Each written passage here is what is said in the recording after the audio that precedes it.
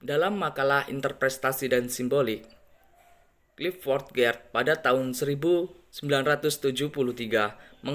mengemukakan definisi kebudayaan, yaitu suatu sistem keteraturan dari makna dan simbol-simbol yang dengan makna dan simbol-simbol tersebut individu-individu mendefinisikan dunia mereka dan mengekspresikan perasaan-perasaan mereka dan membuat penilaian mereka. Suatu pola makna yang ditransmisikan secara historis terkandung dalam bentuk simbolik, yang melalui bentuk-bentuk simbolik tersebut mereka berkomunikasi, memantapkan, dan mengembangkan pengetahuan mereka mengenai sikap terhadap kehidupan. Suatu peralatan simbolik bagi pengontrol perilaku, sumber-sumber ekstra somatik dari informasi. Dan oleh karena itu, kebudayaan adalah suatu simbol. Maka proses kebudayaan harus dipahami, diterjemahkan, dan diinterpretasi. Bahasa simbolik dari kebudayaan adalah publik. Dan oleh sebab itu peneliti tidak boleh mengarang atau berpura-pura memperoleh pengetahuan yang mendalam mengenai sudut-sudut gelam dari pemikiran individu. Fungsi simbolik itu universal dan manusia tidak dapat memahami kebudayaan suatu masyarakat tanpa fungsi ini yang bekerja di sepanjang kode genetik itu sendiri. Jadi menjadi manusia berarti kebudayaan. Teori pengorganisasian Cartwright. Cartwright menggunakan enactment untuk menunjukkan bahwa fenomena tertentu seperti organisasi diciptakan oleh apa yang dibicarakan atau aktivitas komunikasi. Cartwright dianggap sebagai salah satu pemikir yang paling berpengaruh di generasinya dalam bidang studi organisasi. Melalui presentasi dan tulisannya, ia telah sangat berpengaruh bagaimana teori organisasi dipelajari dan diajarkan.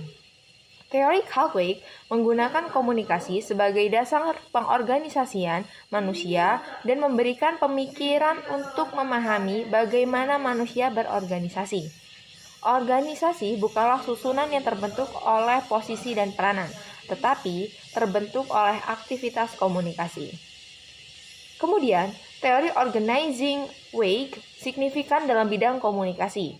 Karena menurutnya, komunikasi adalah dasar human organizing dan memberikan pemahaman rasional bagaimana mengorganisir orang. Kemudian menurut Weick, semua informasi dari lingkungan sekitar bersifat ambigu pada beberapa tahapan tingkatan. Proses menghilangkan kesamaran adalah proses yang berkembang pada 3 bagian, yaitu yang pertama penetapan atau enactment, yang kedua pemilihan atau selection, dan yang ketiga adalah penyimpanan atau retention. Proses pengambilan keputusan. Seperti yang sudah disebutkan, proses mengorganisasikan adalah pengurangan ekofisi dalam nested environment lingkungan yang ditetapkan dengan cara menghubungkan perilaku manusia itu dengannya secara kondisional. Dan yang kedua ini, Weick beranggapan bahwa organisasi itu tidak hanya lingkungan fisik, namun hanya menciptakan lingkungan yang menetap. Proses enslavement ini menyatakan bahwa anggota berbeda dan oleh karena itu menciptakan lingkungan dengan informasi yang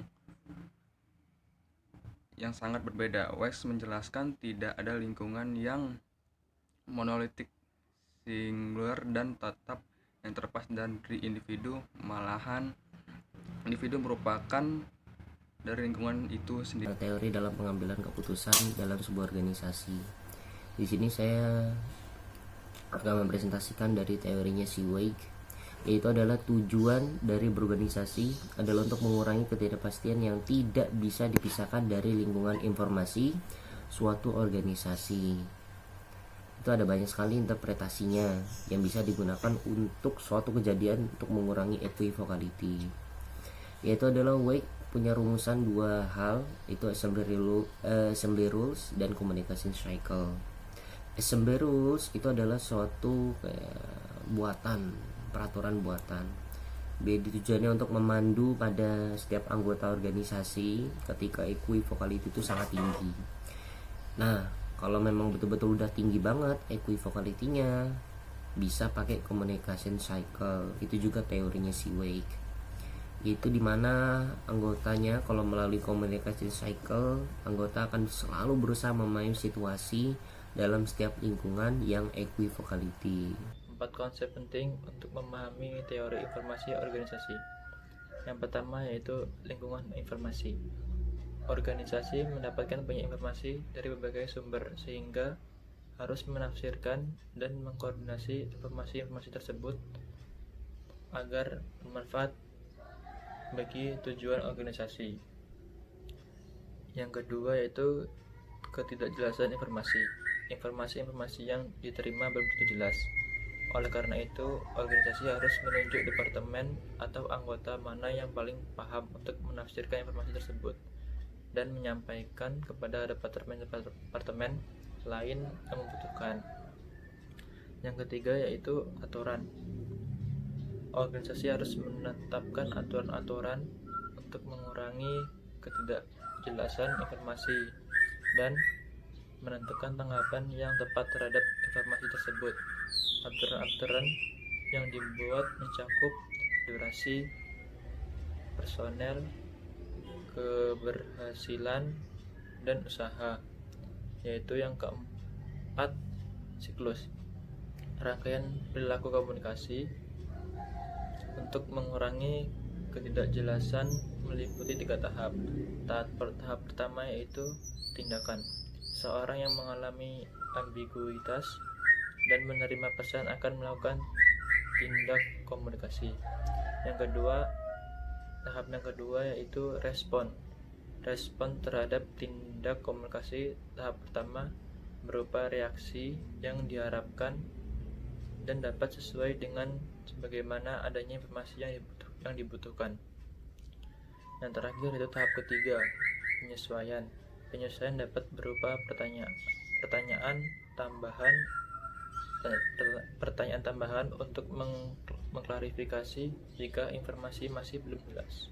Teori konstruksi sosial Peter Berger. Jadi, teori konstruksi sosial merupakan kelanjutan dari teori fenomenologi yang pada awalnya merupakan teori filsafat yang dibangun oleh Hegel, Husserl, dan dilanjutkan oleh Scott. Lalu melalui Weber, fenomenologi ini menjadi teori sosial yang digunakan sebagai analisis sosial. Teori konstruksi sosial, sebagaimana yang digagas oleh Luhmann dan Berger, menegaskan bahwa agama sebagai bagian dari kebudayaan merupakan konstruksi manusia. Ini artinya bahwa terdapat proses dialektika antara manusia dan agama.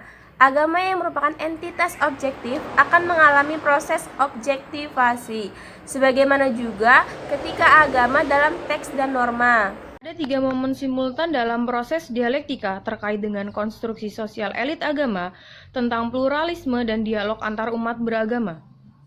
Momen yang pertama yaitu eksternalisasi atau adaptasi diri. Di sini dimaksudkan adaptasi diri dengan dunia sosiokultural sebagai produk manusia. Bagi elit agama, teks-teks kehidupan yang abstrak adalah teks-teks yang tertulis dalam kitab suci atau kitab-kitab rujukan, yang dalam kenyataannya masih membutuhkan penafsiran, dan penafsiran tersebut bersifat plural, tidak tunggal. Kemudian momen yang kedua yaitu objektivasi, atau momen interaksi diri dalam dunia sosiokultural. Objektivasi di sini maksudnya adalah interaksi dengan dunia intersubjektif yang dilembagakan atau mengalami institusionalisasi. Kemudian momen yang ketiga ialah internalisasi, atau momen identifikasi diri dalam dunia sosiokultural. Di sini maksudnya, individu mengidentifikasi dengan lembaga-lembaga sosial atau organisasi sosial tempat individu tersebut menjadi anggota. Dalam jalur sosialisasi ada 2, yaitu jalur sosialisasi primer dan sekunder. Yang termasuk dalam sosialisasi primer adalah keluarga, dan yang termasuk dalam jalur sosialisasi sekunder adalah organisasi. Simpulan yang disampaikan oleh teman-teman saya tadi. Simpulannya ini pertama, Simbolik terkandung dalam suatu pola makna-makna yang ditransmisikan secara historis. Yang melalui simbolik tersebut, manusia berkomunikasi, menetapkan dan mengembangkan pengetahuan mereka mengenai dan bersikap terhadap kehidupan. Bahasa simbolik dari kebudayaan adalah publik. Jadi di sini ada 4 konsep penting untuk kita memahami teori informasi organisasi.